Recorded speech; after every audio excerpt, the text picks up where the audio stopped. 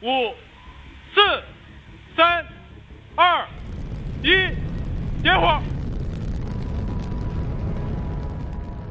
2026 est sans conteste une grande année pour l'aérospatiale chinoise. Une série de missions historiques se succèdent, portées par l'innovation technologique et une coopération spatiale ouverte au monde entier. Quand on parle du spatial chinois, on pense à la Lune, à la station spatiale, à la rivalité des grandes puissances, mais il existe une autre trame, plus discrète et peut-être plus profonde. Le spatial devient un nouveau terrain de coopération entre les pays du Sud global. Pendant que l'Occident regarde Mars, l'Afrique regarde ses propres satellites, souvent lancés avec la Chine. C'est une histoire que les médias francophones racontent rarement. Le Nigeria, l'Égypte, le Brésil, plusieurs de leurs satellites de communication et d'observation ont été lancés avec la Chine. Pour beaucoup de pays en développement, cela signifie une chose très concrète, posséder pour la première fois leur propre actif dans l'espace. Des télécommunications qui couvrent le territoire, une observation qui surveille les récoltes et une navigation qui ne dépend de personne d'autre. La souveraineté spatiale devient le prolongement de la souveraineté numérique. Et derrière tout cela, il y a une transformation de fond du spatial chinois, l'autonomie. Longtemps, l'accès à l'espace a été le monopole de quelques nations.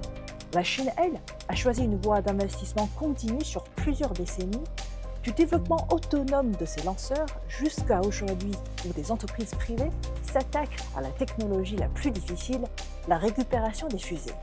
Je l'ai vu de mes propres yeux à Wenchang, sur l'île de Hainan, des entreprises privées qui testent, échouent, recommencent et perfectionnent peu à peu cette technologie de récupération.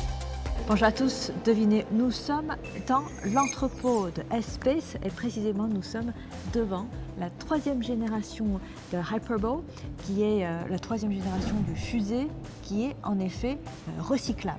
Et à mon côté, je suis accompagnée aujourd'hui par le vice-directeur de cette entreprise qui vient nous expliquer les détails et aussi tout ce qui est de bonnes idées derrière cette belle innovation.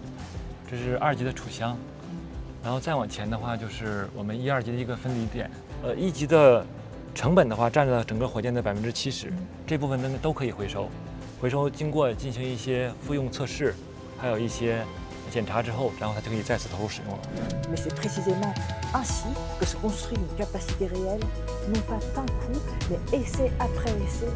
Une fusée réutilisable, c'est le coût de l'accès à l'espace qui s'effondre. Et quand le coût baisse, ce ne sont plus seulement quelques superpuissances qui peuvent s'offrir l'espace, mais davantage de pays. Quand le seuil d'accès à l'orbite s'abaisse, la vraie question est plus qui atteindra Mars en premier, mais qui aidera le plus de nations à atteindre l'orbite. L'Occident décrit souvent le spatial chinois comme une menace, mais vu de Dakar, de Lagos, de Brasilia, le tableau est différent. Non pas une menace, mais un droit d'accès, l'accès à ce ciel qui n'appartenait longtemps qu'à quelques-uns, et c'est peut-être cela la véritable autonomie stratégique.